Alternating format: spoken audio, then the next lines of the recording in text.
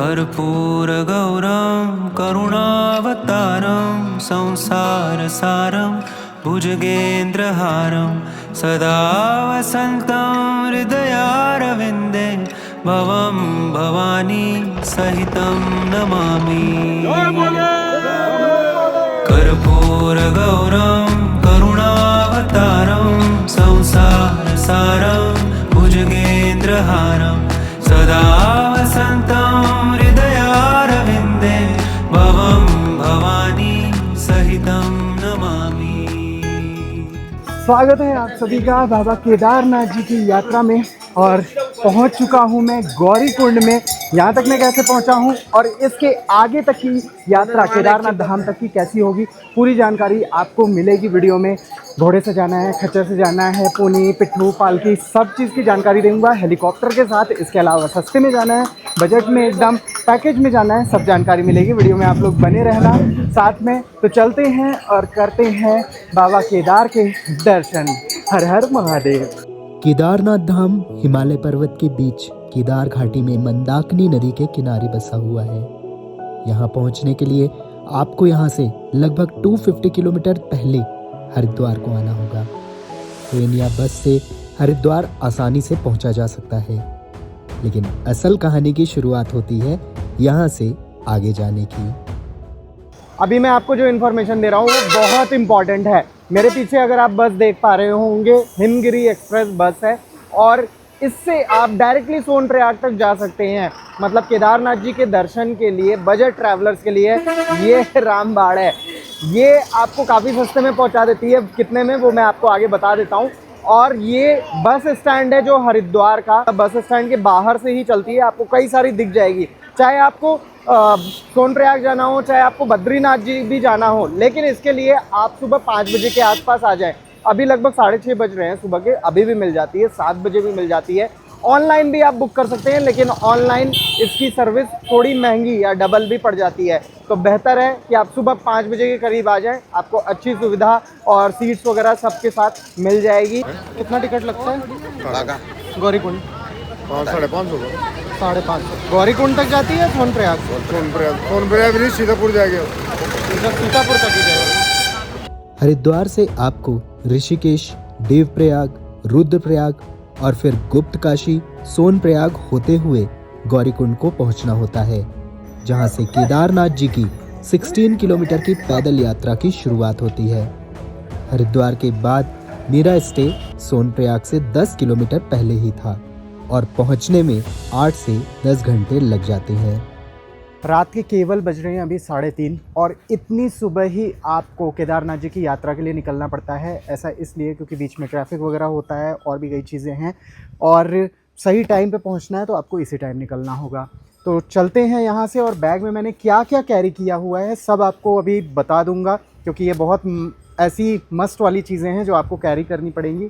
चलते हैं, बहुत सारी गाड़ियाँ निकल रही हैं, अदरवाइज़ ट्रैफिक में भी स्टक हो सकते हैं। 3:30 बजे रात के 3:30 बजे भी इन रास्तों में काफ़ी दुकानें ओपन थी। धीरे धीरे गाड़ियों की कतारें बढ़ रही थी और ट्रैफिक की वजह से कुछ यात्री तो अब यहीं से कार से उतर के पैदल यात्रा स्टार्ट कर चुके थे। जब आप शुरुआती दिनों में केदारनाथ जी की यात्रा पर आते हैं तो यहाँ पर ऐसा ही कुछ ट्रैफिक देखने को मिलता है। सोनप्रयाग में पूरी पार्किंग फुल हो चुकी है और उसके लगभग 2 किलोमीटर पहले ही ड्रॉप कर दिया गया है, क्योंकि आगे गाड़ी जा नहीं सकती है और यहीं से अब थोड़ा पैदल चलना पड़ेगा। तो चलते हैं भाई, दर्शन तो करना ही है। और ये देख लो आप किस तरह से ट्रैफिक लगा हुआ है। सोनप्रयाग ही इस यात्रा का असल बेस पॉइंट होता है, जहां ज़्यादातर यात्री रुकते हैं। यात्रा के लिए हर यात्री का रजिस्ट्रेशन होना कंपलसरी है, जो आप registration@touristcare.uk.gov.in से फ्री में कर सकते हैं। और ये रजिस्ट्रेशन रास्तों में काफ़ी बार और सोनप्रयाग में भी चेक होता है। और इसके बाद लेनी होती है गौरीकुंड की शटल जीप। जीप के लिए थोड़ी मारामारी थी, लेकिन किसी तरह मिल गई। सोनप्रयाग से गौरीकुंड अब केवल 5 किलोमीटर दूर था, जो शटल जीप से आधे घंटे में 50 रुपए देकर तय हो गया।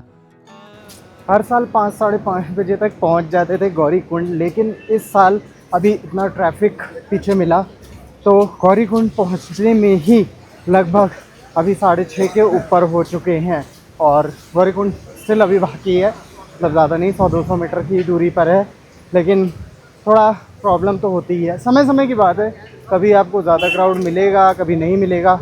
गौरीकुंड जैसा कि नाम है वैसा ही यहाँ पर आपको एक गर्म पानी का कुंड मिलता है जहाँ भक्त स्नान करते हैं और पास में ही बने गौरी माई के मंदिर में दर्शन करके अपनी यात्रा शुरू करते हैं। गौरीकुंड में भी होटल्स ज़रूर हैं लेकिन सुविधा कम और खर्च ज़्यादा होता है। शुरुआती रास्तों में खाने पीने की दुकानें, क्लॉक रूम से लेकर मेडिकल स्टोर्स तक सब कुछ यहाँ की सक्रिय गलियों में मिल जाएंगे। वैसे यहाँ तक पहुँचने के लिए मैं हरिद्वार बाई ट्रेन आया था, फिर हरिद्वार में हर की पौड़ी पर गंगा माता का आशीर्वाद लिया और यहाँ से बाई कार सोनप्रयाग तक जाने वाला था। तो केदारनाथ धाम की जो मैं यात्रा कर रहा हूँ वो अद्भुत उत्तराखंड के थ्रू कर रहा हूँ। हर साल मैं करता हूँ, मतलब केदारनाथ जी हो चाहे 4 धाम यात्रा हो, और यहाँ पे इनका ऑफिस भी है तो इस बार मैं दिखा दे रहा हूँ। ये है मोहित जी। हेलो भैया। हेलो, कैसे हैं? बढ़िया बढ़िया बढ़िया, बैठो जी। बहुत से लोग पूछते हैं, मतलब ग्रुप में ट्रैवल करना होता है, तो आप लोग ग्रुप में भी करवाते हो? बिल्कुल, हमारे ज़्यादातर ग्रुप टूर निकलते हैं। तो आप ग्रुप में अगर जाना चाहो, जैसे ग्रुप टूर उनके लिए ज़्यादा बेनिफिशियल होता है, जैसे कोई सोलो ट्रैवलर है या कोई कपल है, वो प्राइवेट गाड़ी करके जाते हैं तो उनको महंगा पड़ता है। लेकिन अगर वो ग्रुप में जाएंगे तो पर पर्सन के हिसाब से, क्योंकि गाड़ी पूरी फुल होके चलती है, तो पर पर्सन के हिसाब से उनको रीजनेबल पड़ जाती है। और फैमिली वगैरह के लिए कार? फैमिली के लिए हाँ, फैमिली जैसे 4 मेंबर की है, 3 मेंबर की, 5 मेंबर, 6 मेंबर, उनके हिसाब से गाड़ी प्रोवाइड करा देते हैं। कार वगैरह सब अवेलेबिलिटी है आपके टेम्पो पास? ट्रैवलर हमारे पास है, अर्बेनिया है, इसके अलावा महाराजा टेम्पो हो गया, नॉर्मल टेम्पो ट्रैवलर हो गया, क्रिस्टा गाड़ी, इनोवा गाड़ी, स्विफ्ट डिजायर, सारी गाड़ी हमारे पास अवेलेबल है। ठीक है, तो मैं कॉन्टैक्ट डिटेल दे दे रहा हूँ। और यहाँ पे हरिद्वार में इनका ऑफिस है, आप चाहे तो विजिट भी कर सकते हो, कोई वो रिलायबल वाली टेंशन नहीं है, आप बेफिक्र होकर बुकिंग करवाओ। रिव्यूज़ भी अच्छे हैं और मैंने भी कई साल से कर रहा हूँ, तो आपको सही नंबर दूंगा, कॉन्टैक्ट कर सकते हो, आप सामने कॉन्टैक्ट डिटेल है। बजट फ्रेंडली या सोलो ट्रैवलर्स के लिए बस के अलावा हरिद्वार से बाइक या स्कूटी रेंटल का भी ऑप्शन होता है, जो लगभग 1000 रुपये पर डे बेसिस पर स्टार्ट हो जाती है। गौरीकुंड तक पहुंचने में ही मैंने लगभग 3 किलोमीटर से ज़्यादा की पैदल दूरी तय कर ली थी और इसके आगे की लगभग 16 किलोमीटर की यात्रा पैदल, पोनी, पिट्ठू या फिर पालकी के माध्यम से की जा सकती है। गौरीकुंड से लगभग आधा किलोमीटर आप जब चलते हो तो आप पहुंचते हो उस पॉइंट पर जहां से आप हायर कर सकते हो पोनी। तो यहाँ पर पूरा पॉइंट है और यहाँ से आप पूरा केदारनाथ धाम तक जाना चाहते हो, धाम तक नहीं छोड़ते हैं बेसिकली, उससे थोड़ा सा 1.5 किलोमीटर पहले ही आपको ड्रॉप कर देंगे और वहाँ तक के लिए ये चार्ज करते हैं 3500 रुपये। ये गवर्नमेंट का चार्ज है और गवर्नमेंट का चार्ज ही आप इनको देना, आपको हो सकता है ज़्यादा कुछ बताए, लेकिन यहाँ से आप करते हो तो जनरली यही रेट लेते हैं और 3500 रुपये में आप बढ़ सकते हो आगे की तरफ पोनी के थ्रू। अगर पालकी से जाते हैं तो अलग अलग वेट के अकॉर्डिंग 8 से 14,000 रुपये तक देने पड़ते हैं। पिट्ठू का खर्च भी कुछ इसी तरह से होता है। जो भी पोनी, पिट्ठू या पालकी करें उनकी लाइसेंस की फ़ोटो ज़रूर ले लें और मोबाइल नंबर भी। केदारनाथ यात्रा अप्रैल एंड से अक्टूबर या नवंबर तक ओपन रहती है, जिसमें बेस्ट टाइम ओपनिंग डेट से जून तक रहता है, लेकिन क्राउडेड भी होता है। जबकि जुलाई से मिड सितंबर मॉनसून होता है और भीड़ कम होती है और इसके बाद थोड़ी ठंड होती है, बट कम क्राउड वाला अच्छा सीजन होता है। करीब 8 बजे यात्रा शुरू करी थी और 9 बज चुके हैं और 13 किलोमीटर अभी भी है केदारनाथ जी की दूरी। लगभग 2 से 2.5 किलोमीटर की दूरी तय की है। आप शुरू से ही चढ़ते रहते हो ना, मतलब रास्ते तो चढ़ाई के ही हैं, कहीं आपको ऐसा नहीं कि एकदम प्लेन वाला मस्त वाला मिलेगा, ऐसा कुछ नहीं है। आपको चढ़ना ही पड़ेगा, कहीं पे धूप मिलेगी, कभी छाँव मिलेगी, पेड़ वाले रास्ते हैं, कभी बिना पेड़ के रास्ते हैं, ऐसा ही कुछ चलता रहता है। तो जंगल चट्टी अब ज़्यादा दूर नहीं है, वैसे 1 किलोमीटर की दूरी पर है, जहाँ पर बेसिकली लोग अपना फर्स्ट स्टॉप लेते हैं तो पहुँचते हैं जंगल चट्टी में। केदारनाथ जी के रास्ते एक धार्मिक यात्रा का पूरा फील देते हैं। रास्तों पर चलते हुए घोड़े, खच्चर, पालकी पर बैठे बुजुर्ग यात्री और थके हुए पैदल यात्री सभी बस बाबा के धाम कैसे भी पहुंचना चाहते हैं। हालांकि इसमें समय लगता है, तो भक्त रास्तों पर हर कुछ दूरी पर बनी दुकानों में खाते पीते और थोड़ा रेस्ट करते हुए आगे बढ़ते हैं। जंगल चट्टी में पहुंच गया हूं मैं, और ये ऐसी जगह है जहां पर आपको काफ़ी सारी दुकानें मिलेंगी, जहां पर आप बैठ के थोड़ा रिलैक्स कर सकते हैं, थोड़ा खा पी सकते हैं। यहाँ पर अगर चेकअप वगैरह कुछ करवाना है, हेल्थ चेकअप, तो उसके लिए भी यहाँ पर सेंटर बना हुआ है। तो ये ऐसा पॉइंट है जहाँ पर थोड़ा रुकना चाहिए आपको, कुछ खाना पीना चाहिए, थोड़ा फ्रेश हो जाओ आप, फिर उसके बाद एनर्जी लेके आगे बढ़ो। जैसे जैसे आप आगे बढ़ेंगे, खाने पीने के प्राइसेस भी बढ़ते चले जाएंगे। पानी बोतल कितने की है?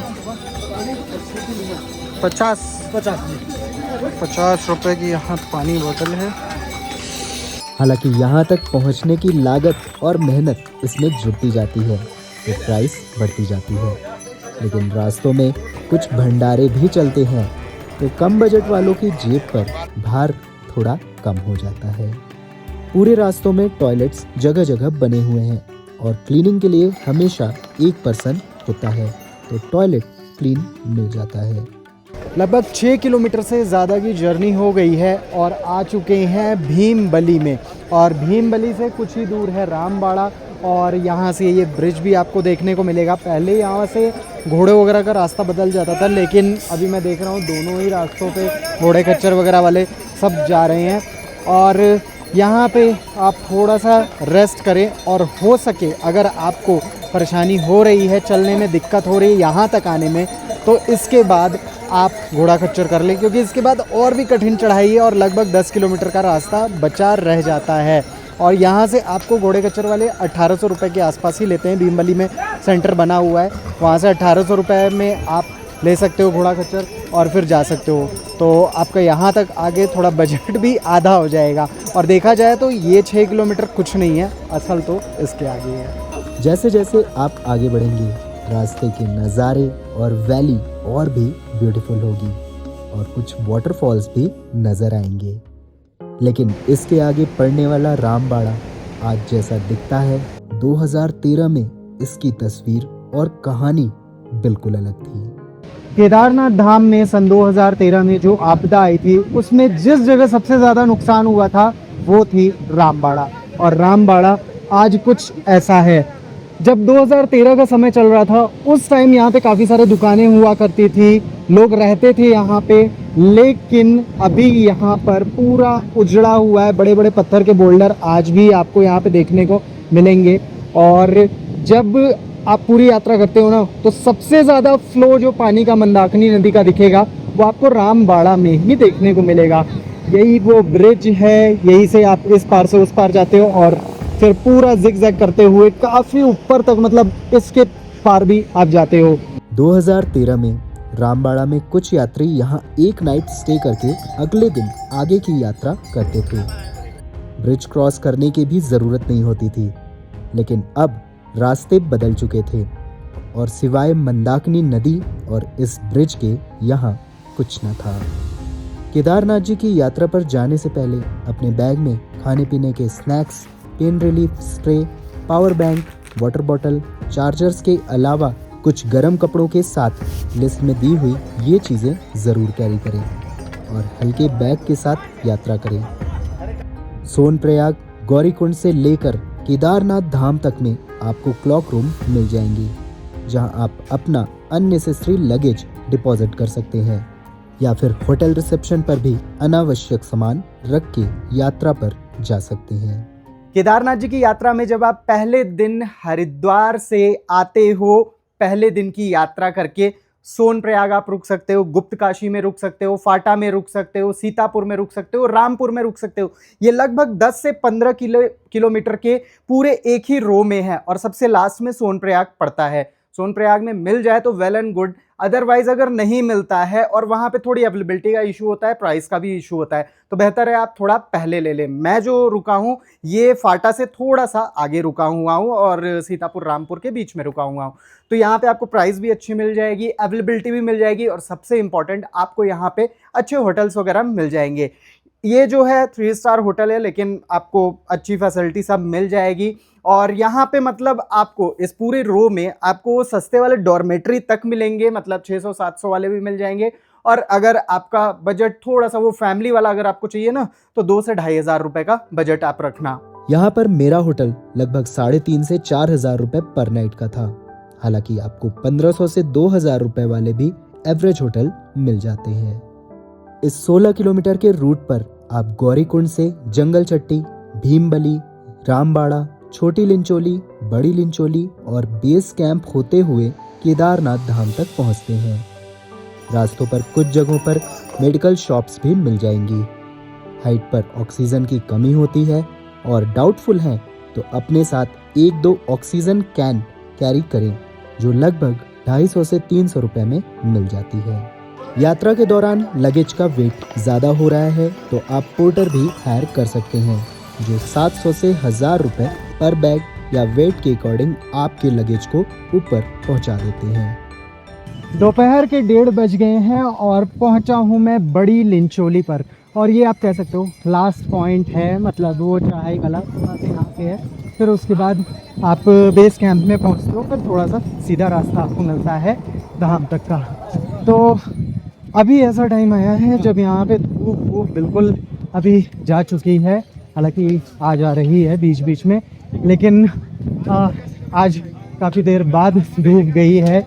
और पहाड़ों में ऐसा ही होता है, मतलब 12-1 बजे मौसम बदलता है, इसीलिए कहते हैं कि सुबह सुबह निकल जाएं ताकि आपका बारिश वारिश से ज़्यादा सामना ना हो और सही टाइम पे आप पहुंच जाएं। थकावट नो डाउट हो रही है क्योंकि खड़ी चढ़ाई होती है और हर किसी के साथ ये सिचुएशन होती है जो भी पैदल यात्रा करता है। केदारनाथ यात्रा कठिन नहीं है अगर आप पैदल यात्रा नहीं करते हैं तो। अगर आप घोड़े वोड़े पे जाते हैं तो आपके लिए बहुत ईजी यात्रा है ये। केदारनाथ यात्रा हेलीकॉप्टर से भी होती है और यात्रा का ये सबसे सिंपल तरीका है, जिसकी बुकिंग एडवांस में www.heliyatra.irctc.co.in से करवा सकते हैं, जिसके लिए 6,390 रुपए से लेकर 12,762 रुपए तक एविएशन सर्विसेज और लोकेशन के अकॉर्डिंग देने पड़ते हैं।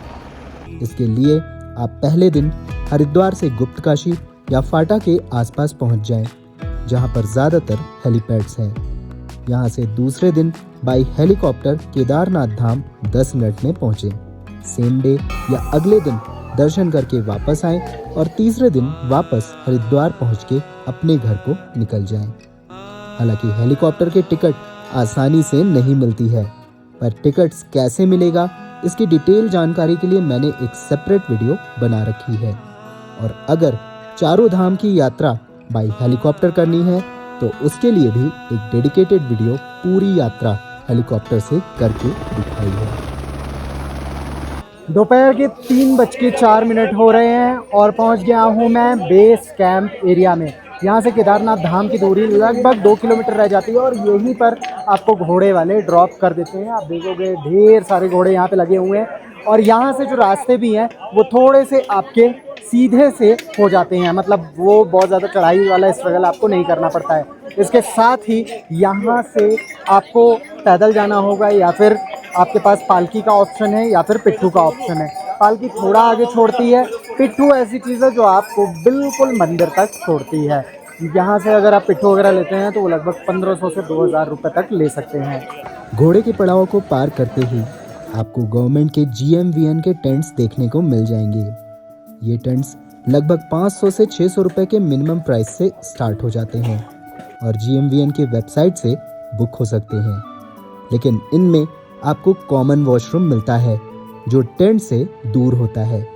हालांकि डबल बेड और प्राइवेट रूम्स भी 4 से 8,000 रुपए तक में मिलते हैं, लेकिन महीनों पहले बुकिंग करना होता है तो अवेलेबिलिटी ही नहीं मिलती। मंदिर से कुछ दूर पहले ही हेलीपैड है और लगभग आधा किलोमीटर पैदल चल के ब्रिज आता है और फिर सीढ़ियों को क्रॉस करते हुए आप बाबा के धाम को पहुंच जाते हैं। सुबह 4 बजे मैं निकला था दर्शन के लिए सोनप्रयाग से और अभी शाम को 4 बजे पहुंच गया हूं बाबा के धाम में।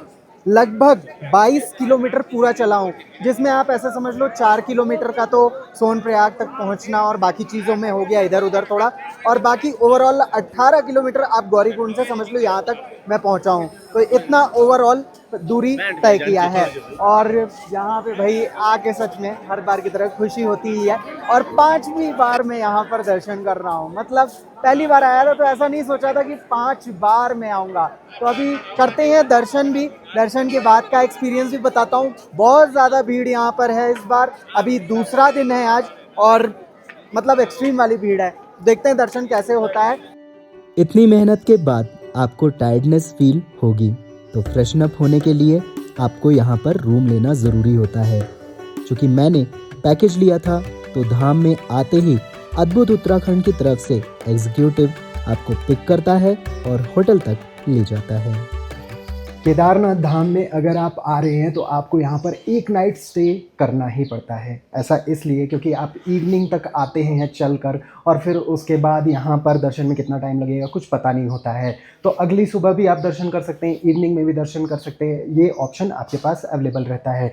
और जैसा कि आपको पता है मैंने अद्भुत उत्तराखंड से पूरी बुकिंग वगैरह करवाई हुई है, तो मैंने एडवांस में ही ये बुक करवा लिया था उनसे पूरा का पूरा। और ये आप भी करवा के रखें, क्योंकि अगर आप यहाँ पर आते हैं और फिर उसके बाद यहाँ पे सर्च करते हैं, उसमें आपका टाइम भी जाएगा और कई बार अवेलेबिलिटी भी नहीं मिलती, और मिल भी जाती है तो बहुत ज़्यादा चार्ज करते हैं।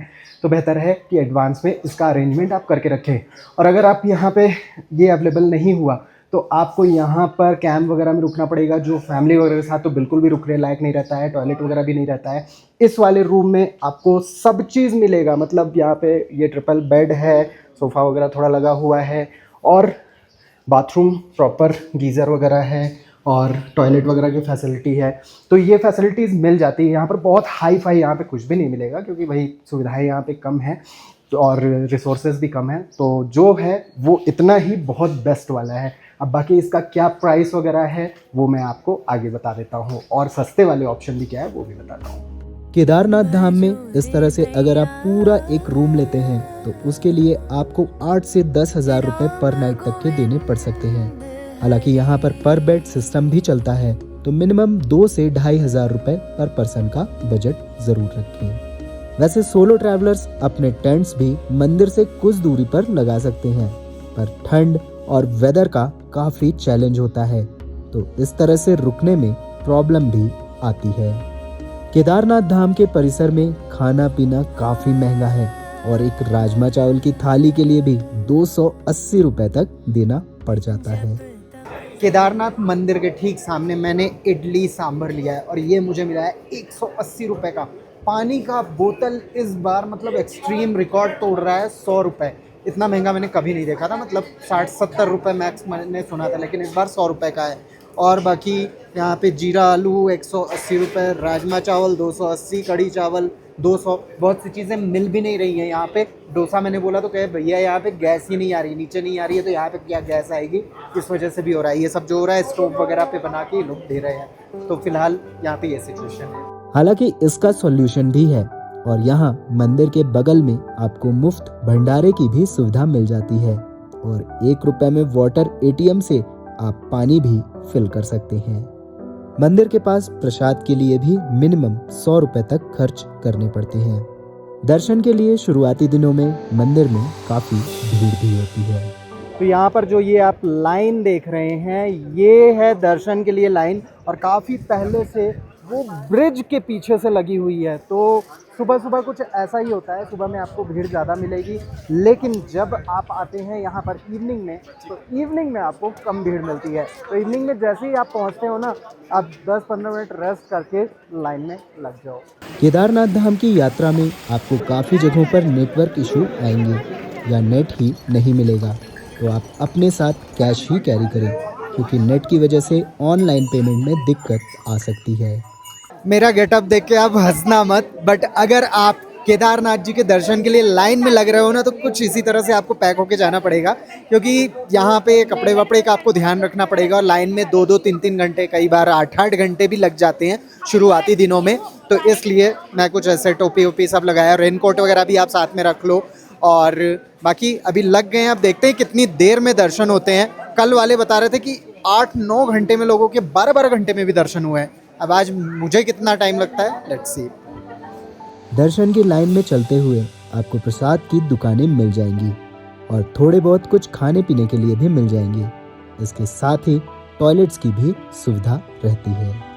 केदारनाथ यात्रा के लिए अपने पास 4 नाइट्स 5 डेज रखें। पहले दिन हरिद्वार पहुंचे और हर की पौड़ी पर स्नान करें और यहीं स्टे करके दूसरे दिन सोनप्रयाग के लिए निकले और सीतापुर, रामपुर, फाटा या सोनप्रयाग में अपनी सुविधा के अनुसार रुकें। तीसरे दिन सुबह गौरीकुंड के लिए जाएं और 16 किलोमीटर की ट्रैक करके दर्शन करें। अगर उस दिन दर्शन ना हो पाए तो अगली सुबह दर्शन करके आज ही नीचे आ जाएं और डे 4 में सोनप्रयाग या इसके आसपास में स्टे करके 5th डे हरिद्वार को निकल जाएं। पूरी यात्रा आप बस के थ्रू करते हैं या कार के थ्रू, मैं दोनों तरीके से बजट बताता हूँ। पहले जानते हैं अगर आप कार से ट्रिप करते हैं। होटल पर 3 नाइट्स का 2000 रुपीज पर नाइट, 2 एडल्ट्स के हिसाब से 6000 और एक पर्सन पर 3000 रुपीज। केदारनाथ जी में शेयरिंग में पर बेड का मिनिमम 2000 रुपीज, वही मील्स पर डे 700 रुपीज, तो 5 डेज का 3500 रुपीज। ट्रांसपोर्टेशन का लगभग 18000 और कार में 2 लोग हैं तो एक पर्सन पर 9000, मतलब एक पर्सन पर टोटल लगभग 17500 का खर्च आएगा। लेकिन अगर आप 4 पर्सन हैं तो पैकेज लेकर यात्रा करना बेस्ट रहेगा और 2 धाम की यात्रा आप 16,500 रुपीज पर पर्सन के देके कर सकते हैं, जबकि 4 धाम के 23,500 रुपीज तक के स्टैंडर्ड पैकेज के लिए देने पड़ेंगे। वहीं अगर आप बस से ट्रिप करते हैं और सस्ते होटल या कैंप में रुकते हैं तो ओवरऑल होटल पर 3000 रुपीज, कैंप का 800 रुपीज, मील्स पर 500 रुपीज पर डे के हिसाब से 2500 रुपीज और बस से ट्रांसपोर्टेशन का लगभग 2000 रुपए। तो इस तरह से लगभग 8000 रुपए ही खर्च आएगा। हालांकि इस तरह से ट्रिप करना उतना कंफर्टेबल नहीं रहेगा और सोलो ट्रैवलर्स या फिर बिल्कुल लो बजट ट्रैवलर्स के लिए ही बेटर ऑप्शन होगा। अगर अपनी कार से प्लान कर रहे हैं तो पहाड़ों पर ड्राइविंग के रिस्क के साथ पार्किंग का सबसे बड़ा इशू होता है, जो स्टार्टिंग डेज में मिलती ही नहीं है और मिलती है तो रोड साइड ही लगानी पड़ती है। लगभग 3.5 घंटे लगे और बाबा केदार के दर्शन हो गए, लेकिन दर्शन ऐसे हुए जो अभी तक इसके पहले ऐसे कभी नहीं हुए थे। ऐसा इसलिए क्योंकि इस बार गर्भगृह में प्रॉपर दर्शन कराया गया है। जनरली इस टाइम गर्भगृह में दर्शन नहीं होता है, वो सुबह के टाइम में होता है और या तो रात में होता है, पेड होता है। लास्ट टाइम मैंने पेड वाला किया हुआ था, लेकिन इस बार बाबा भैरवनाथ जी का मंदिर अभी तक नहीं खुला है और जब तक वो नहीं खुलता है तब तक आप यहाँ पर वीआईपी दर्शन नहीं कर सकते हैं। तो यहाँ पे नॉर्मल में ही हम गए और अंदर जाने के बाद बढ़िया आराम से गर्भगृह में दर्शन कराया गया। आराम से इसलिए बोल रहा हूँ क्योंकि आपको विधिवत टाइम दिया जाता है। पूरा परिक्रमा करके आप मत्था टेक के और फिर उसके बाद बाहर आते हैं। जो वहाँ अंदर स्टाफ हैं, पुजारी जी हैं, सब बहुत ही प्यार से आपको दर्शन कराते हैं और मतलब मज़ा आ गया दर्शन करके। एक बार को लगा कि भाई 3-3.5 घंटे पता नहीं कपाट बंद हो जाए या ना हो जाए, लेकिन जब तक सारे भक्त दर्शन नहीं कर लेते हैं दर्शन कराते रहते हैं। तो ये यहाँ की स्पेशलिटी है और आप भी अगर अभी तक प्लान नहीं किए हैं तो आ जाएं। और मेरे तो बहुत बढ़िया दर्शन हो गए हैं, आपके भी दर्शन होंगे, बस बाबा का नाम ले। आई होप वीडियो का आपको पसंद आई होगी, पूरी इन्फॉर्मेशन आपको मिल चुकी है। प्लान करें और आ जाएं। हर हर महादेव।